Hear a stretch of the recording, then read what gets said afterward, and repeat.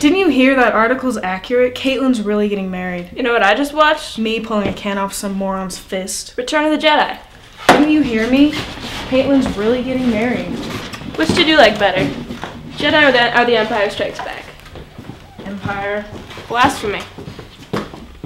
Empire had the better ending. Luke gets his hand cut off, realizes Vader is his father. Hand gets frozen and taken away by Boba Fett.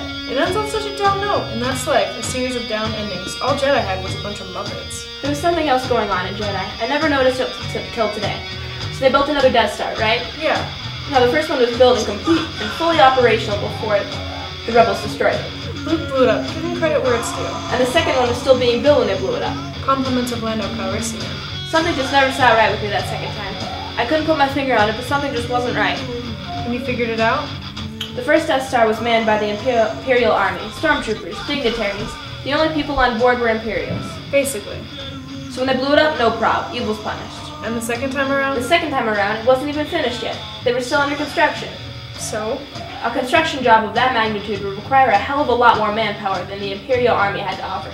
I bet there were independent contractors working on that thing. Plumbers, aluminum siders, roofers. Not just Imperials is what you're getting at. Exactly. In order to get it built quickly and quietly, they'd hire anybody who could do the job.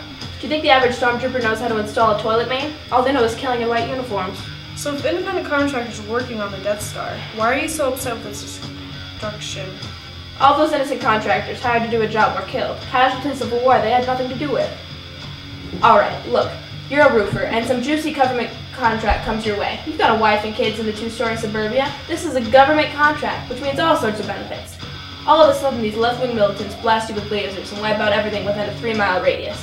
You didn't ask for that. You have no personal politics. You're just trying to scrape out a living. Excuse me, sorry to interrupt, but what were you just talking about? The ending of Return of the Jedi. My friend here is trying to convince me that any contractor working on the unfinished Death Star was an innocent victim when it was destroyed. Well, I'm a contractor myself. I'm a roofer. Done and ready home improvements. And speaking as a roofer, I can say that a roofer's personal politics come into play heavily when choosing jobs. Like when? 3 months ago, I was offered a job in the hills, a beautiful house with tons of property. It was a simple reshingling job, but I was told that if it was finished in the day, my price would be doubled. Then I realized whose house it was. Whose was it? Dominic Bambino's. Babyface Bambino, the gangster? The same.